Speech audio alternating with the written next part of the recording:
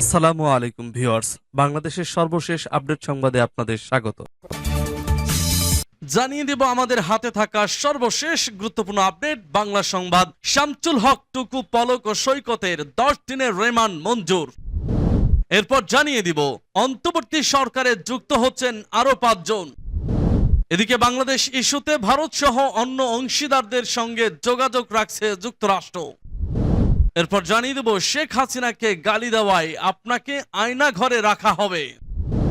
সর্বশেষ জানিয়ে দেব এস আলম ও তার পরিবারের সদস্যদের ব্যাংক হিসাব তলব। শুনছিলেন সংবাদ শিরোনাম, এখন বিস্তারিত। তবে তার আগে অনুরোধ থাকবে ভিডিওটিতে একটি লাইক এবং কমেন্টস করে জানিয়ে দিন আজকের এই ভিডিও সম্পর্কে আপনার মূল্যবান মতামত। আর অবশ্যই এই ভিডিওটা আপনার ফেসবুক সোশ্যাল মিডিয়ায় শেয়ার দিয়ে ছড়িয়ে দিন আর জানিয়ে দিন আপনি কোন জেলা থেকে বা কোথা থেকে আমাদের সংবাদ শুনছেন এবং দেখছেন। অনুরোধ থাকবে আপনি যদি আমাদের এই চ্যানেলটিতে নতুন হয়ে থাকেন তাহলে অবশ্যই চ্যানেলটি সাবস্ক্রাইব করে পরবর্তী আপডেট সংবাদ পেতে চোখ রাখুন এবিসি বাংলা নিউজে।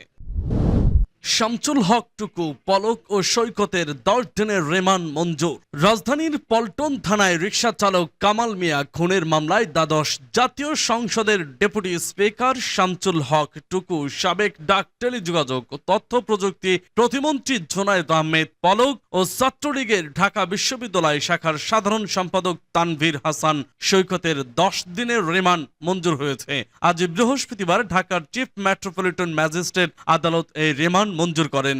এর আগে পল্টন থানার পুলিশ শামসুল হক টুকু, জোনায়েদ আহমেদ পলক ও তানভীর হাসান সৈকতকে আদালতে হাজির করে 10 দিনের রিমান্ড চেয়ে আবেদন করে। ঢাকা মহানগর পুলিশের জনসংযোগ বিভাগ গতকাল বুধবার রাতে এক খুদে বার্তায় শামসুল হক টুকু, পলক ও সৈকতকে গ্রেপ্তারের কথা জানায়। সেই বার্তায় বলা হয়, গোপন সংবাদের ভিত্তিতে ঢাকা মেট্রোপলিটন পুলিশের খিলখ্যাত থানাধীন নিকুঞ্জ আবাসিক এলাকা থেকে আত্মগোপনে থাকা অবস্থায় এই 3 জনকে গ্রেপ্তার করা হয়। পরে রাজধানীর পল্টন থানায় দায়ের করা একটি মামলায় তাদের গ্রেপ্তার করা হয়েছে।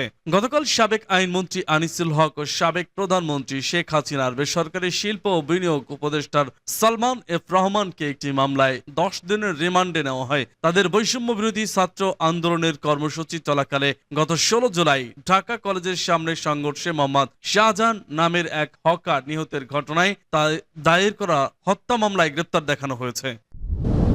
অন্তর্বর্তী সরকারে যুক্ত হচ্ছেন আরো 5 জন।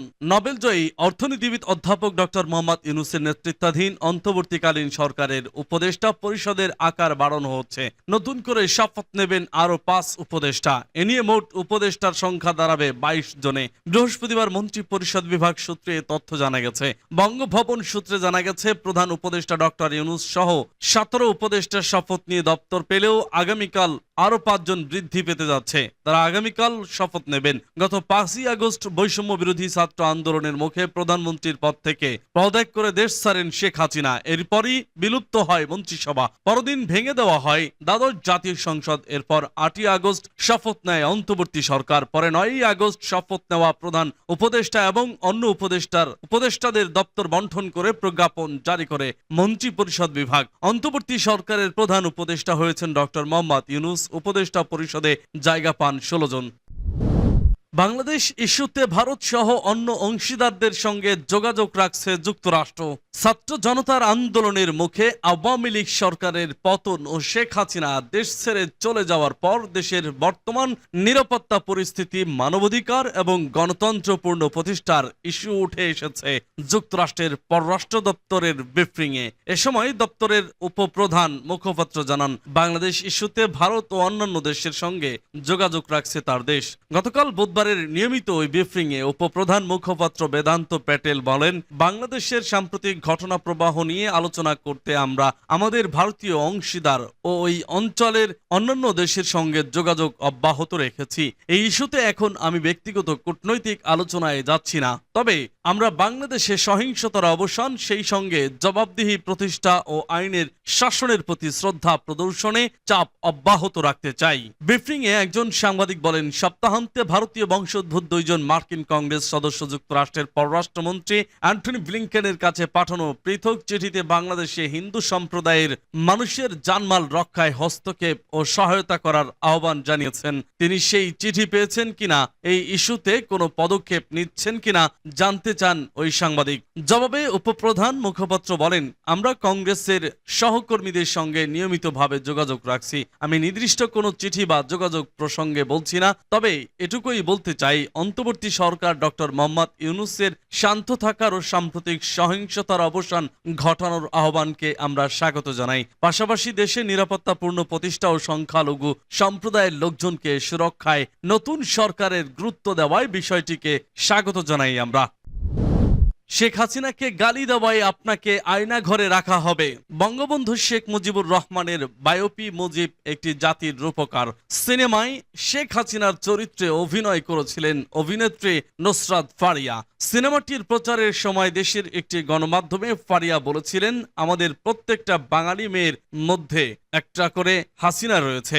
সম্প্রতি সেই মন্তব্য টেনে অন্তর্জালে সমালোচনার শিকার হচ্ছেন এই নায়িকা। যদিও বর্তমানে বিদেশে ছুটি কাটাচ্ছেন পর্দায় শেখ হাসিনার চরিত্রে অভিনয় করা নুসরাত ফারিয়া। সোশ্যালে সেসব ছবি পোস্ট করতেই কটাক্ষের মুখে পড়েছেন তিনি। সম্প্রতি এক ছবিতে পার্কের মধ্যে দোলনায় চেপে খিলখিলিয়ে হাসতে দেখা গেল নুসরাতকে।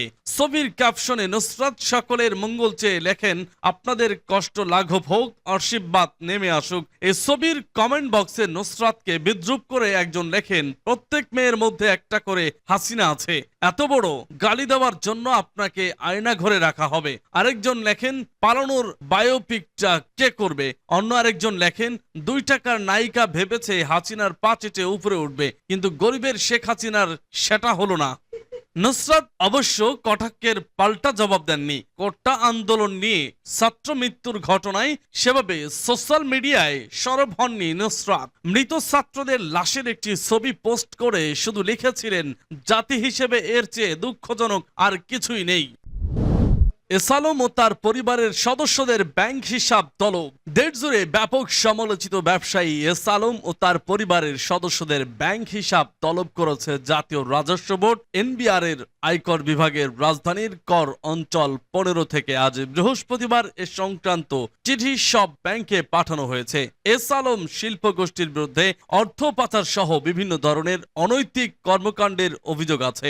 সদ্য বিদায়ী সরকারের আমলে সুবিধাভোগী অন্যতম বড় শিল্প গোষ্ঠী ছিল এস আলম গ্রুপ। কর অঞ্চল 15 সূত্রে জানা গেছে, এস আলমের স্ত্রী ফারজানা পারভিন, মা চেমন আরা বেগম এবং ভাই আব্দুল্লাহ হাসানের ব্যাংক হিসাব তলব করা হয়েছে। পাশাপাশি তাদের পিতা মাতা, স্ত্রী, ছেলে, মেয়ে ও বোনের যৌথ নামে অথবা ব্যবসা প্রতিষ্ঠানের নামে থাকা ব্যাংক হিসাবের তথ্য তলব করা হয়েছে। এর মানে এস আলম সহ তার পুরো পরিবারের সদস্যদের যাবতীয় ব্যাংক হিসাবের তথ্য চেয়েছে এনবিআর। এছাড়া তাদের নামে থাকা ক্রেডিট কার্ডের তথ্য চাওয়া হয়েছে। ব্যাংকের পাশাপাশি আর্থিক প্রতিষ্ঠান, জাতীয় সঞ্চয় অধিদপ্তর ও ডাক বিভাগের কাছে থাকা হিসাবের তথ্য চেয়েছে কর অঞ্চল 15। এস আলমের স্ত্রী ফারজানা পারভিন, ভাই আব্দুল্লাহ হাসান হলেন S Alam luxury chair coach service, S Alam cold rolled steel লিমিটেডের পরিচালক, আর এস আলমের মা Chemnara Begum S Alam luxury chair coach সার্ভিসের পরিচালক। এস আলম ও তার পরিবারের বিরুদ্ধে গত 1 দশকে ব্যাংক দখল, অর্থ পাচার সহ ক্ষমতার অপব্যবহারের নানা অভিযোগ রয়েছে। রাষ্ট্রীয় প্রশ্রয়ে তিনি এসব কর্মকাণ্ড ঘটিয়েছেন। নাম প্রকাশে অনিচ্ছুক একজন কর কর্মকর্তা প্রথম আলোকে জানান, এস আলম ও তার পরিবারের সদস্যদের কর নথির সঙ্গে বাস্তব সম্পদের তথ্য যাচাই বাছাই করতেই এই উদ্যোগ নেওয়া হয়েছে।